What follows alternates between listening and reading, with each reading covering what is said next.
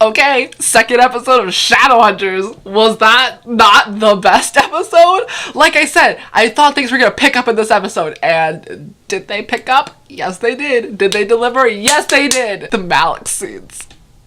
I was on the verge of tears the whole time. It was just so sweet, and they were so cute. And can we say power couple? Like the power couple?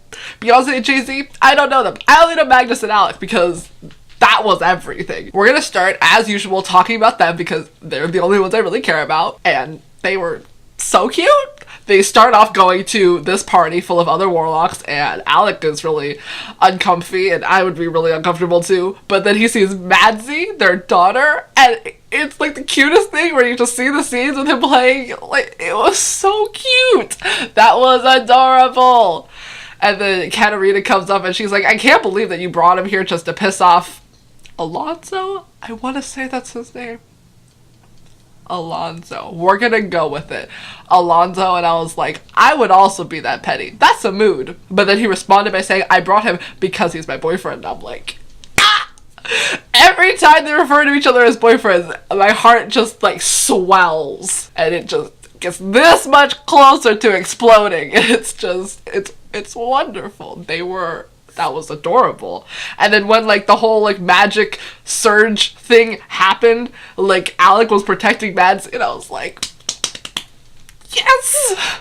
They were adorable. We get into the whole like Magnus's dad situation. In the books, it's Azazel, but here it starts with an O. Completely forgotten his name. But his dad. We learn who his dad is, and it's different.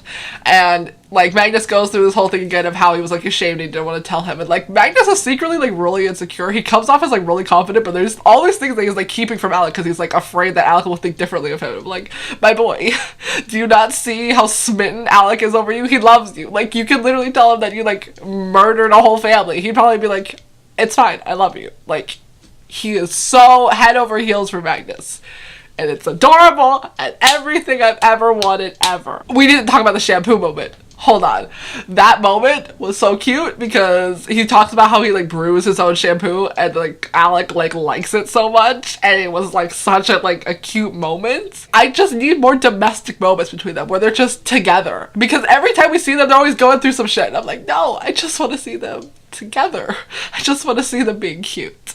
That's all I want to see. And that was such a kind, sweet moment where Alec was like, if you have magic, why do you take showers? And Magnus was just like, because I like showers. And it was just like the simplest thing. It had no point other than for them to just be cute, and it was everything. That's what I need. I want a whole episode of just that. I want like a whole like special episode that maybe goes on like the DVD box set or whatever of them just like hanging out for like a good hour. That's all I want. I want like a day in the life. That's what I want. I want a day in the life. I would lose my mind, but that's what I want. But then they have this whole conversation about who his dad is. But like, that wasn't even like the most like shocking part. It was when Alec comes out of the bathroom without any pants on, and I'm like, it's not even because of like the act itself, it's because he felt that comfortable and that safe around Magnus to do that. Like, season 1 conservative Alec would never. He was so uptight and just very like reserved as a person, but now he's like found someone to like share himself with, and he feels safe and comfortable enough to do that, and that's what fucks me up. Like, he loves him and he trusts him, and that is everything. They have such a nice, healthy relationship. It makes me so happy. They are everything. But they talk about his dad, and they're like, oh, he may be the person tampering with all the magic under the earth. We gotta figure out if it's him. And then Magnus like, we can't just portal in there. Hell no. And Alec is like, we don't have to do magic for everything. But then Magnus is like, breaking and entering is still pretty hard. And Alec is like, I never said anything about doing illegal things. No. And then they go to Alonso's house, and it's like Alec walking up to the door. And like for a hot minute, I thought it was like Magnus disguised as Alec, because that would be like, ooh, clever.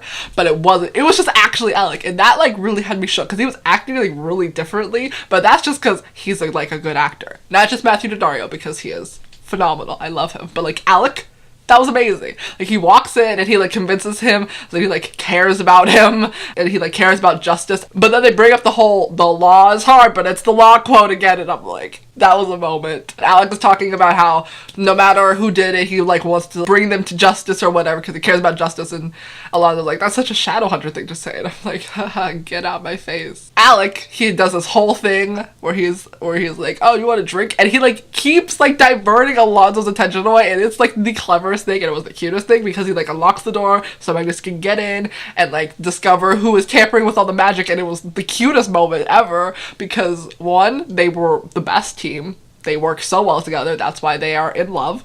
And two, Alec just keeps like coming up with all these things to say. And I know for a fact that he didn't just like know all these things. Like he was talking about ceramics and like fabrics. And I know for a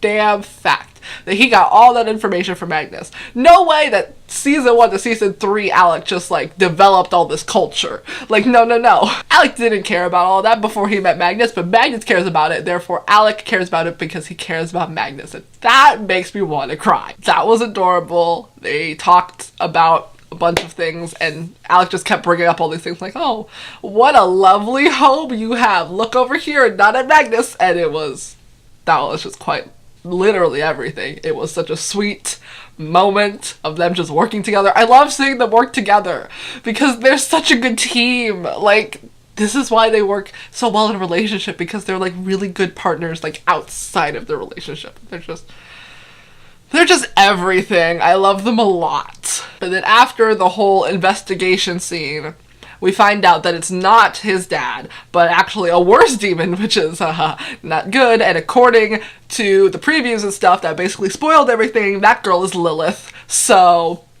fun. Good job, Freeform. Couldn't have let the mystery go on a little bit longer. Just had to tell everyone who that was, but it's fine. It's Lilith, who, if anyone knows anything about the Bible, I think that's where she comes from. I know she comes from Supernatural, and that's about it. But I'm pretty sure the source material is the Bible. But if you know anything about that, you know Lilith is not a fun lady. She is not the coolest gal to hang around with. So that should be fun to deal with that. After that, they go to the Institute where they're like, we have this ball of energy apparently, and it's not around any of the ley lines. And we have to get it to there so that we can flood them with angelic magic and get the demon to go bye-bye. And Raj, being the asshole that he is like, how about not, just because I'm a dick? And Alec is like, I'm the head of the institute. How about shut the fuck up? And they go and do it anyways. And then Alec and Magnus are in like the room with like the ball of energy. And they like talked about before how if something goes bad and like a demon power surge happens when they're trying to do this, then like all like the demon magic like floods the orb and the orb goes kapoof, and then the institute at the least gets like eviscerated, and that's like not fun thoughts. When they're there, Magnus is like, I can do this alone, it'd be harder, but at least I know that you were safe. And I'm just like, ew, so sweet. But then Alec is like, no, if you're here, then I'm here. I want to be here with you. Or like, those aren't his exact words, but like the sentiment, that was the sentiment. He was basically like, if you're gonna die, I'm gonna die. And I'm just like, cool. That was so sweet. I was also going to cry at that moment because they're just so sweet. They're just ready to die together. And I'm like, okay, fun times. And then Magnus does his whole magic thing, but then Raj, being the dick that he is, like locked Alec out of the machine because somehow he has that authorization to do that above the head of the institute. Makes no sense, but whatever. And Alec can't tell the orb to give all the magic things. And then Magnus is like, he's very, very strong, but he's only so strong. So he was like, Alexander, how about you hurry this up? I'm running out of magic. And Alex is like, fuck. So he has to do it manually, which apparently is just this panel on the wall with a lever. That was it's not the dumbest thing I've ever seen, but it was kind of stupid. I don't get how you can just go into the room and anyone can just open the panel and pull a lever and all the magic just goes bye-bye. It was like the biggest cop-out ever. It was so dumb. But at least we got to see Alec do the strength through. We get to see his nice bicep. That was, I think, the only point of that was to show his bicep. But then they do that. Magnus does the whole magic thing. The magical angel power. It doesn't kill the demons or anything, but it stops them for a little. I don't really know what it did. It really wasn't clear. But they did that, and then Alec and Magnus are there together, and it's so cute because Alex is like, I did it! And Magnus is like, bitch, excuse me? You did that? And Alec was like, well, maybe I got some help. And Magnus was like, yeah, It was so cute because they were just there, and they were laughing about how they almost died, and it was just really cute. I love scenes when they're together. That was really, really cute. After that, they go back to Magnus's loft, and Alec hands him a drink, and Magnus is like, whoa, my boy, this drink's really strong. And Alec's like, well, that's because we have had a hard night. And like, just as a person who consistently thinks about the scene where Magnus offers Alec a drink and Alec like can't take it because he's like not used to the taste of alcohol, as a person who thinks of that on a daily basis, seeing Alec give Magnus a drink that Magnus thought was really strong is just like, my baby's growing up so fast. Like,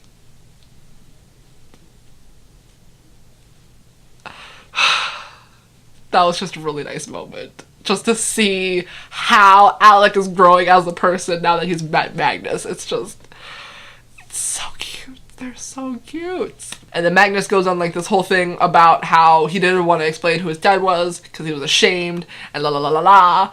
And then Alex is like, baby, no. I love you. It's fine. I don't care who your dad is. I care who you are. And you're the complete opposite of a greater demon. And I'm just like, ah! And then they kissed. And they are so cute. They're so in love. They're the only good relationship in the show. I wouldn't have it any other way. I love how Malik-centric this episode was without having to be like a Malik episode. Like, the Malik episodes was all about them in like their relationship. But like, they're in a relationship, but they still like do things together. They're still strong and powerful people outside of their relationship. And they work together, and it's just everything. Everything. They're so cute. I need more episodes like this where you could like, it's not necessarily just about their relationship, but like you can, it's like, it's still part of it because they are in a relationship. I just want to see more episodes with them. This was a perfect episode. Loved it a lot. But now that I've talked about Malik for the majority of this video, let's talk about the other parts of the episode. Mainly Jace and Clary and that date with Simon and Maya. Oh my god, we're gonna get to that, but let's focus a little bit before on Jace and Clary. Jace is the sweetest boyfriend in the world. Like, he cares about her so much, and he knows all these things about her, like how she carries a piece of charcoal in her pocket at all times. Like, what kind of a loving, attentive boyfriend? And he wanted her to have like a nice mundane date because he cares about her and he wants her to be happy, and that is so sweet. Jace truly is my favorite character. Outside of Magnus and Alec, I love him so much. He's so caring and loving. And then he calls up all these people and ends up calling Simon to get recommendations on a dinner because he wants to take Clary to dinner. It's so sweet. And then they show up at the restaurant, and Jace didn't know that there were reservations because he's a silly. And then they're like, we're gonna just sit you at a communal table, and guess who's sitting next to them but Simon and Maya. And it was the most uncomfortable thing I've ever seen in my entire life. Even just like talking about it makes me just gives me chills because it was so uncomfortable. And that was like perfect because it was supposed to be like really awkward and really cringy, but I was like, I couldn't watch it. I was just like, I can't. I was literally just, it was so awkward. Like, the tension between everyone at the table was the worst thing ever. Because not only were Clary and Jace trying to have, like, their first real date, but Simon and Clary had previously dated, and Jace and Maya had a thing, so big uncomfy there. That was, oof. It was kind of the worst thing to watch, with the whole Jace trying to split an appetizer and picking all these things that Clary was so not into, and Simon having to feed like lies to Jace on like what to order, and it was just, that was a mess. That was a big mess. And then Maya brings up how she doesn't want to be a Shadowhunter because she want her body to be covered in tattoos, and then Jace is like saying the person who has a butterfly tattoo, and Simon's like, excuse me, that tattoo is pretty hidden. And then Claire's like, you saw it when she was transforming, right? And Jace was like, yeah, and it was the most uncomfortable thing in the world. Oh, that was just real awkward. That was real awkward. Disliked that a lot. It was just like, why? They really should have, when they saw them, they should have been like, we're going to a different restaurant, sorry, goodbye. Like, no. It didn't have to be a thing. They basically went on a double date as their first date, and that's just never a fun thing to do. But then, like, the after dinner scenes, my heart. We're gonna talk about Jason Clary's a little bit later, because that's what really got my heart to, like, get slightly closer to exploding.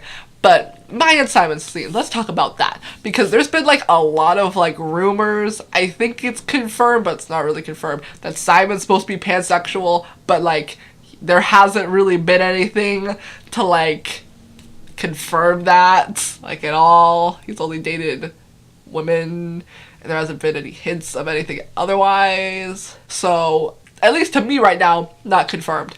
But when they exited the restaurant and Simon was talking to Maya, he was like, it's fine that you slept with Jace. I just assume everyone slept with Jace by now. Like, I'm sure I'll sleep with him next. And I was like, what'd you just say? Excuse me?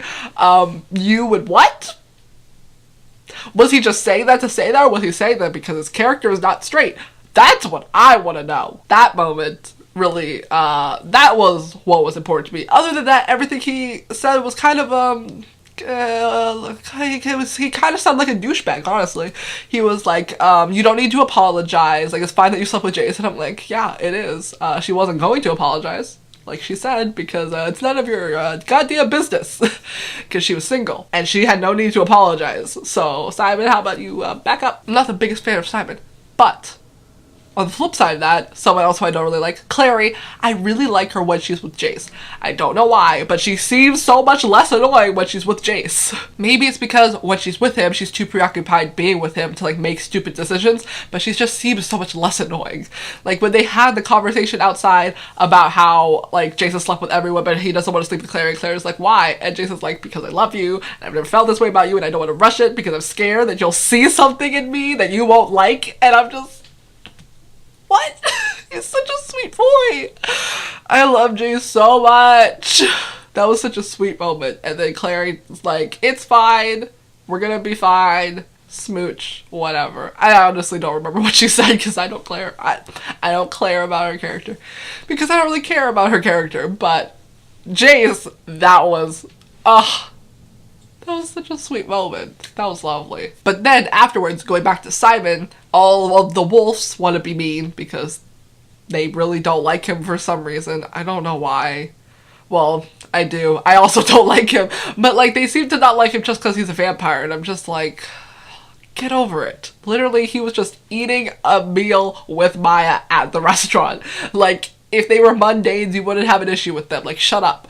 They, like, call him out of, like, his shack house place, and he walks into the middle of this very clear circle where he would very clearly be surrounded. I don't know why he did that, because he's an idiot probably. And then he's like so very clearly surrounded by everyone, and he's like, I'm not leaving. And then the guys are like, okay, fine, suit yourself. And this guy tries to come at him with a baseball bat, but then he's like, how about not? And then the rune on his forehead lights up, and a bunch of energy just goes pop, and it throws him against the van. And I'm like, oh, and everyone else is like, oh. So the Sealy Queen did him real nice with that. Like I said in my last video, it seems to resemble the Mark of Cain, where he's like protected in a sense, but it's not the actual Mark of Cain. Like the Mark of Cain is like it's like a Nike swoosh with 2 dots above it. So I don't know what this is, but it seems to like be filling the role of that.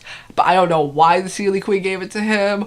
We'll hopefully get back to that. And finally, we're gonna talk about my love, Isabel Lightwood. She is such a wonderful person. All of the Lightwood siblings, like I said over and over again, I love them so much. They're all so amazing. Like, Izzy was like left at the institute to work, and Luke was like, why are you here? And like everyone else is gone, and she's like, oh, I picked up some extra hours so that everyone could go have a fun time. And I'm just like, that is so sweet. What a good sister. Like, that's amazing of her. But then Luke brings up this wonderful point about how you have to take time for yourself because you matter just as much as everyone else, and you're not gonna be able to go like out and find someone like everyone else is if you don't take time for yourself. And I'm just like, these are facts. Because Izzy said, my life matters a little bit less than everybody else's right now. And I'm just like, excuse me, you're kind of the best Lightwood. Like, I don't know where you got all this fake news from, but you should go and delete that because you're the best. Honestly, staying at the Institute to work so that your brothers can go, like, out with their significant others. Like, that's so sweet. Izzy's the best. She had such a small part in this episode, but, like, I love her so much. And, like, she's talking about how she, like, doesn't have anyone right now, and I'm like, literally, you were just flirting with that cute doctor guy in the last episode. Maybe, go hit him up. You know where he works. But to, like, wrap this all up, this episode was lovely. Mostly just because of Malik. Because I love them so much. Really, the main reason I watch the show. I don't think the only reason. Because there are other great points to the show. But, like, truly, the main reason I watch this is for Malik. And I love them. They were so lovely in this episode. They just filled my heart with so much joy. I hope we can see more of them in the next episode. But according to the preview, the next episode is going to be focused on, like, hunting down Jonathan. So hopefully that goes well. Who knows? The previews were very weird and cryptic. It wasn't like their usual previews where they show, like, bits from other scenes. It was just one, like, scene. So it didn't really tell you a lot. But we do know that the demon we're looking for is Lilith, and she's like, I won't stop until I get my son back. So now thinking about that, I don't think there would be a way that they could see Jonathan in the club if he's not back. I guess we'll see what happens with that in the next episode.